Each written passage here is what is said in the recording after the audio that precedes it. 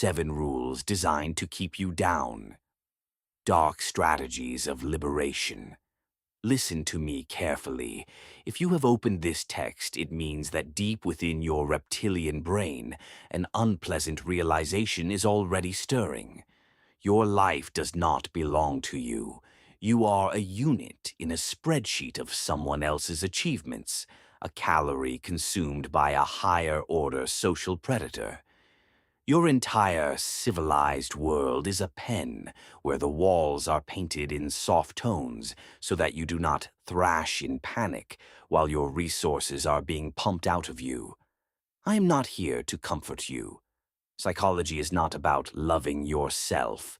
It is about ballistics and the architecture of control. I dissect the mechanisms with which you have been chained to the lower steps of the food chain. We shall study 7 rules that are sewn into your everyday life so that you never raise your head. Today we begin with the first mechanism. Remove your rose-colored glasses. They prevent you from seeing the crosshairs that are aimed at your forehead. Chapter 1. The Imaginary Obligation Protocol 1. The Collision Phase. The restaurant hall was submerged in a dim amber light that turned the faces of the guests into wax masks. Arthur sat opposite his mentor and partner, Julian. The silence at the table had lasted exactly 72 seconds. Julian did not touch his steak. He simply looked at Arthur, slowly rotating a heavy glass of whiskey in his fingers.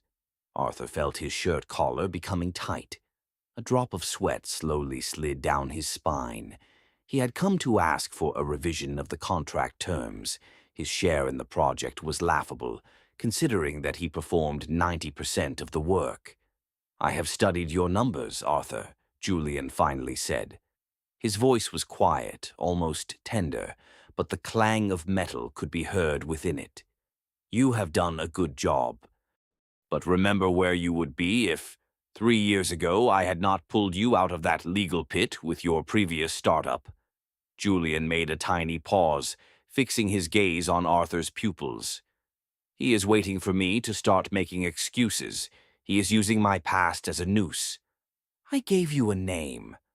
I gave you access to people who previously would not have spat in your direction, and now you come to me to speak of fairness?" Julian tilted his head slightly, imitating sincere disappointment. "Is this how you demonstrate loyalty?" Arthur opened his mouth to object, but Julian raised his palm. The gesture was authoritative, quenching any attempt at sound. "Eat your dinner, Arthur. You look exhausted. We shall return to this when you remember to whom you owe your current comfort." Julian returned to his drink, completely ignoring Arthur's presence. The silence became thick, like jelly. Arthur felt like a little boy who had been scolded for a broken vase. His anger evaporated, replaced by a sticky sense of guilt. 2. The psychological X-ray phase. What Julian did is a classic strategic induction of debt. He did not dispute Arthur's figures because the figures are indisputable.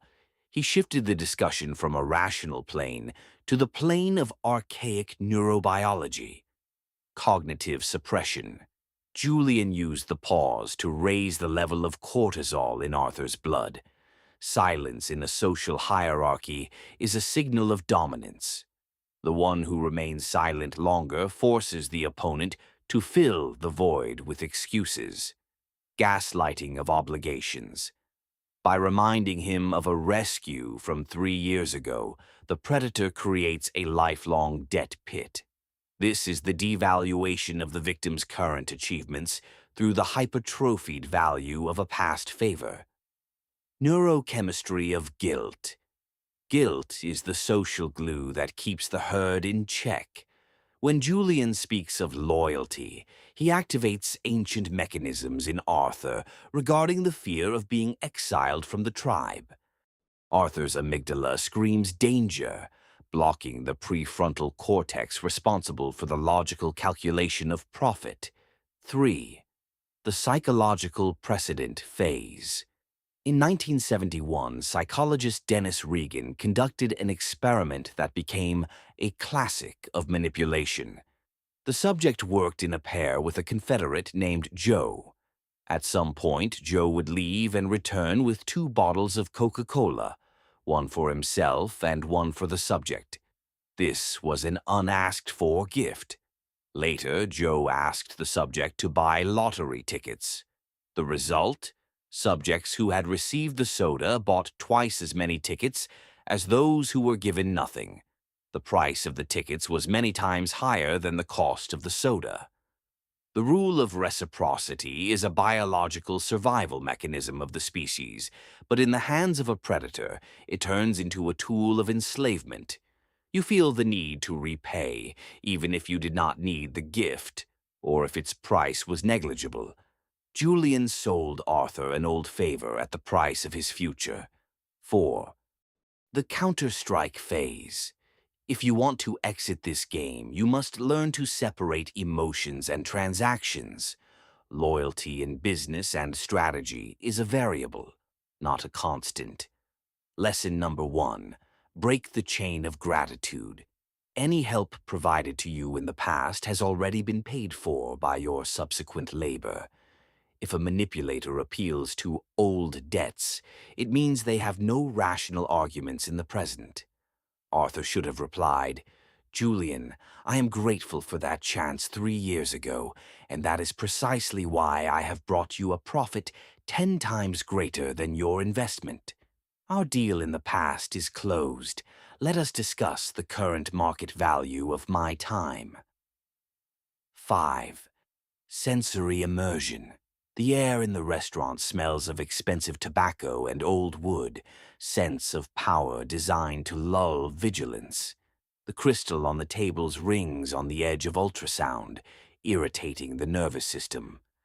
Julian sits motionless, like a spider in the center of a web. His breathing is steady, almost imperceptible. He knows that the environment works for him. Heavy furniture, high ceilings, all of this whispers to Arthur, "You are a guest here. You are nothing here." Your willingness to continue is commendable, but do not be deceived. Knowledge of the mechanisms does not make you free automatically. It only gives you a map of the minefield. To exit, you will have to amputate the organ that social engineers use as a leash: your need for certainty and social approval. We move to the second rule. If the first rule used your past, the second rule paralyzes your future. It is called isolation through uncertainty. Chapter 2. The Information Vacuum Strategy. 1. The collision phase. The office on the 42nd floor resembled an aquarium: glass, steel, and rarefied air, saturated with ozone from functioning servers. Eleanor stood by the desk of her supervisor, Marcus. She had prepared a report that was supposed to secure her promotion, but Marcus did not even look at the folder. He slowly turned the pages of the calendar on his tablet, intentionally ignoring her presence. 3 minutes passed. In the world of high strategy, 3 minutes of silence is an eternity designed to crush a subordinate's ego. "Eleanor," Marcus finally said, without raising his eyes.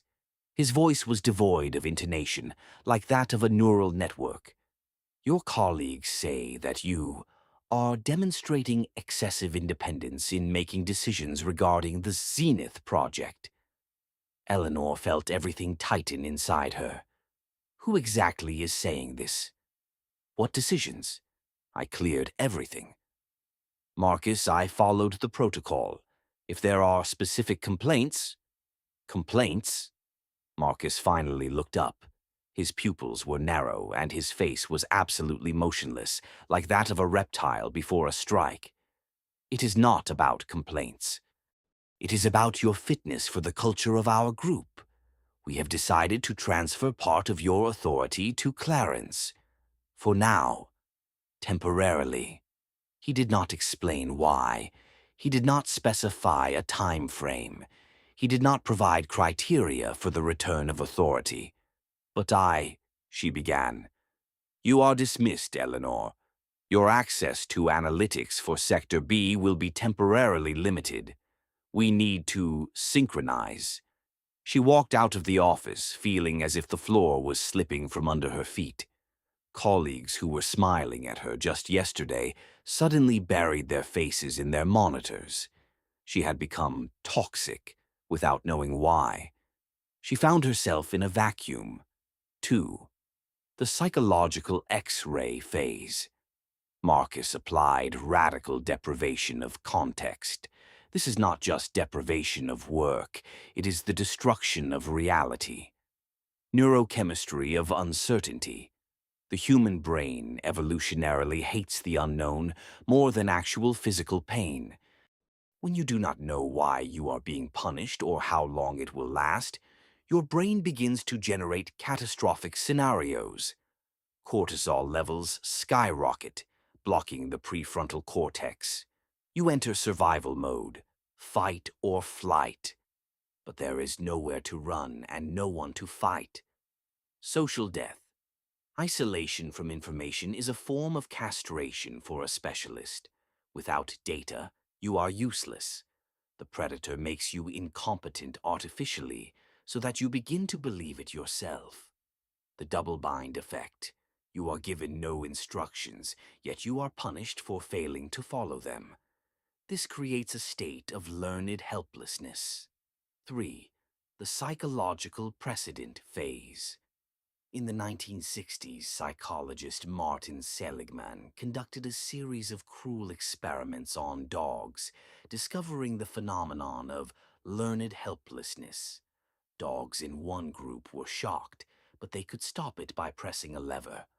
Dogs in the second group were shocked randomly, and none of their actions affected the result. Later, when both groups were placed in an enclosure where they could simply jump over a barrier to avoid the pain, the dogs from the second group did not even try to do so. They simply lay on the floor and whimpered, accepting the shocks. Marcus is doing the same thing to Eleanor. He creates an environment where her efforts are unpredictable. The goal is to turn her into the dog on the floor, who will be grateful for any tiny piece of information or approval he deigns to throw her. This is the creation of absolute dependency. 4. The counter-strike phase. An exit from the vacuum is possible only through a refusal to play by the predator's rules. You must stop seeking answers where they are intentionally hidden. Lesson number 2. If you are deprived of information, create your own data channels. Never wait for clarifications from the one who imposed sanctions on you. Seek allies outside the zone of his control. Eleanor should have immediately. 1. Stopped making excuses. This confirms her weakness. 2. Begun collecting compromising information on Clarence, the new favorite.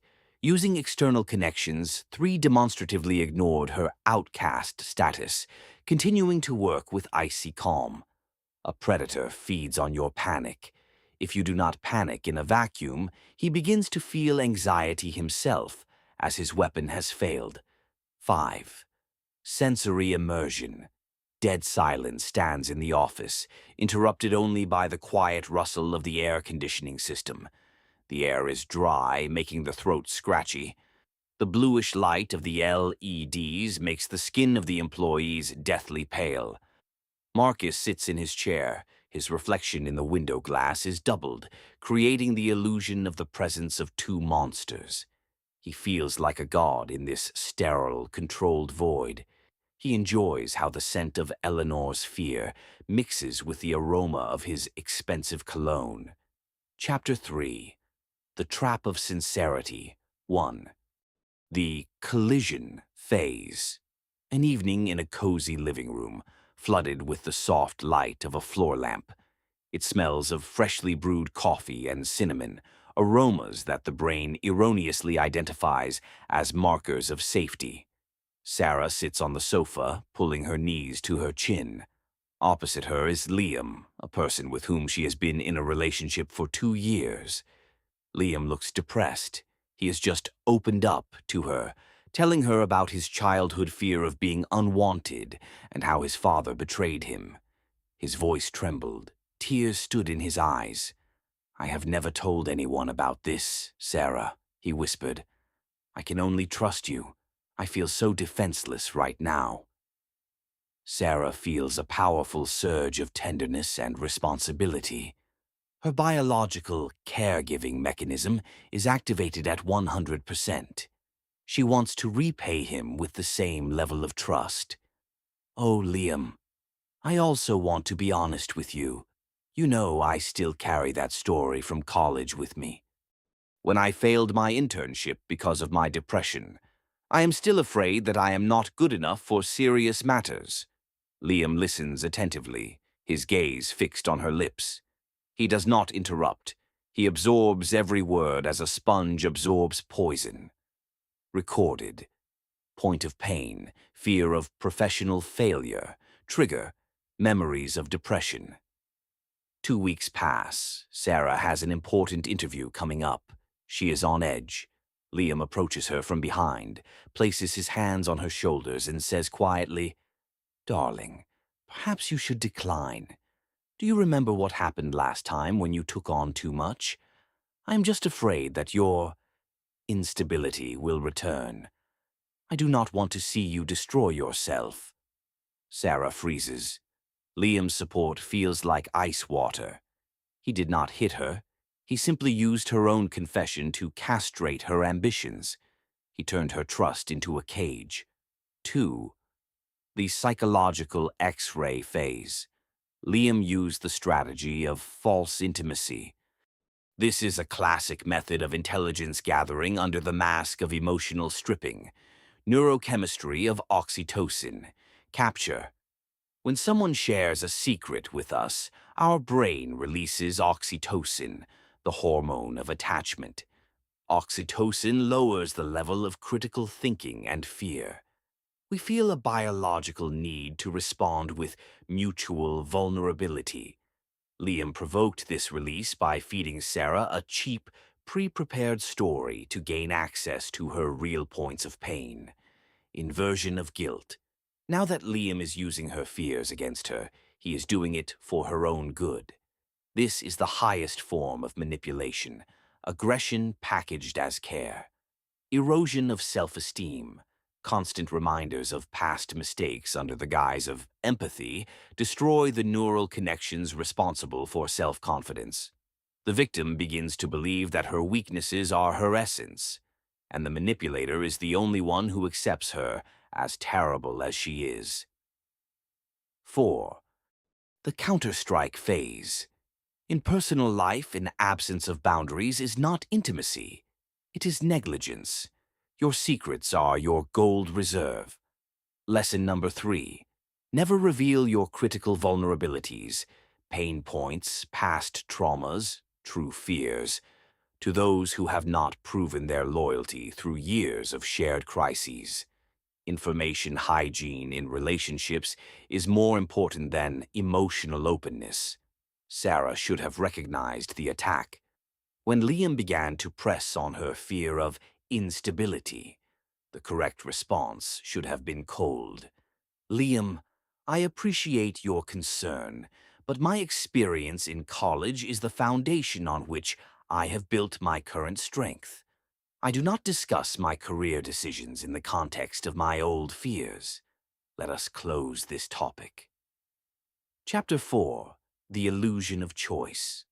1. The collision phase. The Prime Sports Club smelled of expensive air conditioner freshness and a faint aroma of magnesium. Mark had just finished a heavy set on the bench press. His friend and unspoken mentor, Oliver, sat nearby, carelessly scrolling through a news feed.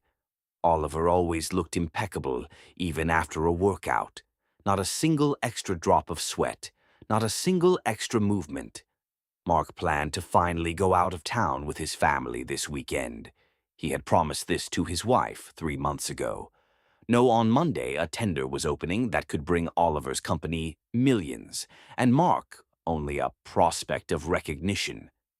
"You know, Mark," Oliver put down his phone and looked at his friend with a slight, almost paternal smile. I had lunch yesterday with the board of directors. They asked who in our team possesses the killer instinct.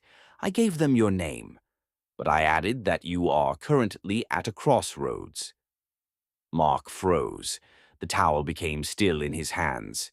Killer instinct, board of directors. He is putting me on a pedestal so that it will be more painful for me to fall from it. What are you talking about, Oliver? Mark asked, trying to hide his intrigue. Well, this tender on Monday. It is a test of whether you are ready to move into the major leagues. I know you wanted to go away for the weekend, and I fully support that. Family is important. Oliver paused. His gaze became hard and piercing. But I asked myself a question. Would I leave if my reputation before the top people of the city were at stake? I would not leave. But I am I. I have different appetites. You must decide for yourself, Mark. Do you want to be a good guy? Or do you want to be the one to whom I transfer the management of the sector next year? The choice is yours. I will not pressure you. Oliver stood up, patted Mark on the shoulder, and headed for the exit. He is not pressuring me. He simply showed me the door that I am obliged to enter if I do not want to feel like a non-entity. Now, if I stay to work over the weekend, it will be my choice, and I will hate myself for it, but I will work twice as hard to prove to him that he was not mistaken. Mark was already taking out his phone to write his wife another, "I am sorry, darling. Circumstances have arisen." 2. The psychological X-ray phase. Oliver applied the engineering of consent through a false dichotomy. He did not order Mark to work. He did something worse. He tied Mark's identity to a specific action. Illusion of autonomy.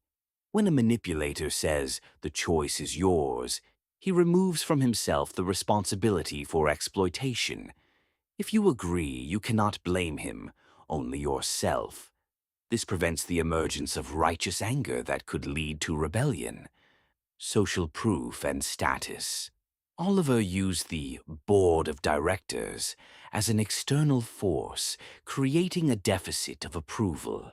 He engaged the dopamine loop.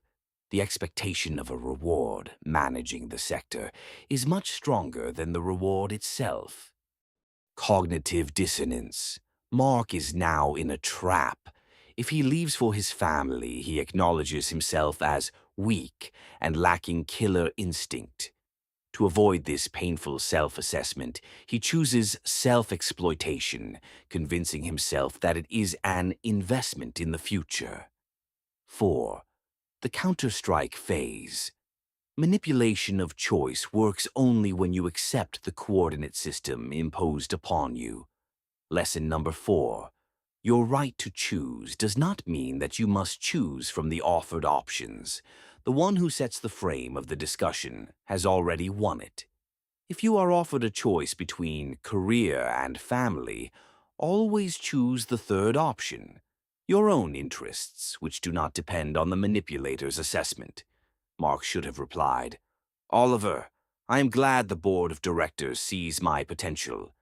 My killer instinct tells me that quality rest is the key to efficiency on Monday. The tender will be won because I am the best, not because I spent Saturday in the office. See you on Monday." Chapter 5. The Higher Good Dilemma. 1. The collision phase. A charity evening in a private gallery. The air is saturated with the scent of expensive perfume, old canvas, and a faint aroma of crystal champagne. Ethan stood by an expressionist painting, feeling extremely uncomfortable.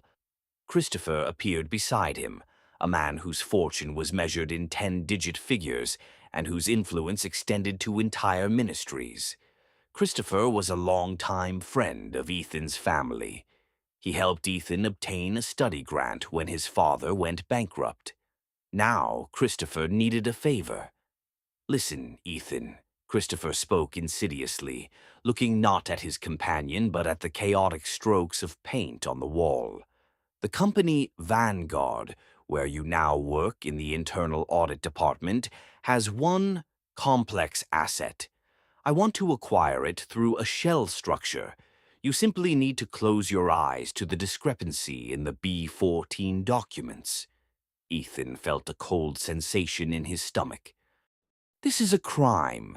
This is a betrayal of the company. My father always said, "Honor is all we have." Christopher, I cannot. It is against my principles. It is simply wrong. Christopher slowly turned toward him. There was no anger in his eyes, only infinite icy boredom. Right, Ethan. That word is for those who are incapable of creating reality. Remember who paid for your mother's surgery when the insurance company turned away from you? Was that right, or was it pragmatic? I broke the rules for you. Now I am asking you to demonstrate the same humanity. Christopher took a sip of champagne. His lips twitched almost imperceptibly in a smirk. Is your pride more expensive than the lives and well-being of those who are dear to you? If you refuse, you will not become a hero. You will simply become an ungrateful nonentity who abandons friends for the sake of abstract pieces of paper. Is that what you want? Ethan remained silent. His moral compass was spinning wildly. 4. The counter-strike phase. Morality is the set of rules for the masses, created to maintain the stability of the system. If you want to survive among predators, your morality must be autonomous, not imposed by the debts of the past. Lesson number 5. Gratitude is not slavery. If someone helped you in the past, it was their free choice, not a purchase of your conscience. Anyone who reminds you of their kindness to force you to transgress the law or your interests is no longer your friend. He is your creditor, and he must be declared bankrupt. Chapter 6. The Trap of Deferred Life 1. The Collision Phase.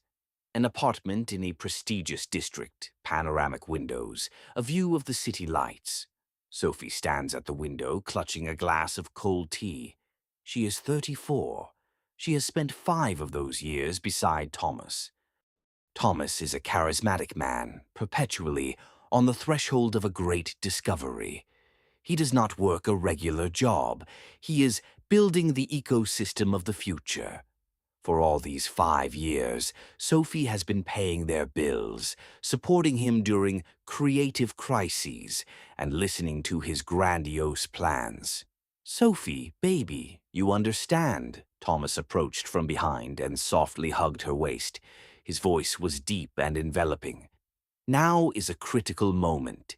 Investors from Singapore have almost given their consent. As soon as the deal closes, we will buy that house in Tuscany you dreamed of. I will finally be able to take you around the world. We just need to endure a little longer. Just a couple more months in this mode. Sophie felt a familiar bitterness. She had heard about a couple of months 3 years ago, and 2 years ago, and last summer. My savings are running out. My youth is being spent paying for his illusions. But if I leave now, then all the previous 5 years will prove to have been meaningless. I will lose everything I have invested in him. 4. The counter-strike phase. Time is the only asset that cannot be returned. Any strategy based on enduring a little longer without clear guarantees is a robbery. Lesson number 6. Evaluate people and situations only by the current balance, not by future dividends. If a relationship or a job requires constant sacrifices today for the sake of a misty tomorrow, you are being eaten. Your past investments are dead money. Forget about them and leave while you have at least something left. Chapter 7. The Mirror of Emptiness. The Collision Phase. A private estate in the Hamptons. White marble, impeccably manicured lawns, silence that costs millions of dollars. Rachel sat on the terrace, looking at the ocean. She was the protégée of Victoria, the queen of the media industry and the most influential strategist in her niche. Rachel had worked for her for 7 years, becoming her shadow, her right hand, her best version. Rachel had come to say that she was leaving. She had created her own brand, attracted her first clients, and was ready for independent sailing. Victoria did not even turn around. "So you are leaving, Rachel?" Victoria's voice was soft, like velvet hiding a blade. "Tell me, who are you without my name on your resume? Who are you without my contacts in your phone? Without my manner of speaking, which I have been instilling in you for years?" Rachel felt nausea. All her enthusiasm was replaced by a primal terror of a world in which there is no Victoria pointing the way. 4. The counterstrike phase. Liberation begins with the recognition that your personality is not something that was given to you, but something that you do. Lesson number 7. You are not your connections, not your status, and not your resume. You are the will to act under conditions of uncertainty. The one who tries to convince you of your worthlessness is most afraid of the moment when you realize your autonomy. Conclusion. The keys to the cage. You have studied the 7 rules. Now you see the threads by which the puppeteers pull. 1. Imaginary obligation, the past as a noose. 2. Information vacuum, uncertainty as paralysis. 3. The weapon of vulnerability, sincerity as a trap. 4. The illusion of choice, autonomy as deception. 5. Moral paralysis, conscience as a lever. 6. The horizon of expectation, time as theft. 7. Erasure of identity, personality as a myth. Knowledge of these rules does not make you good or evil. It makes you sighted. You can continue to be a resource, or you can begin your own game. But remember, as soon as you begin to apply these tools, you will become a predator yourself. The only question is whether you will have the will not to devour yourself.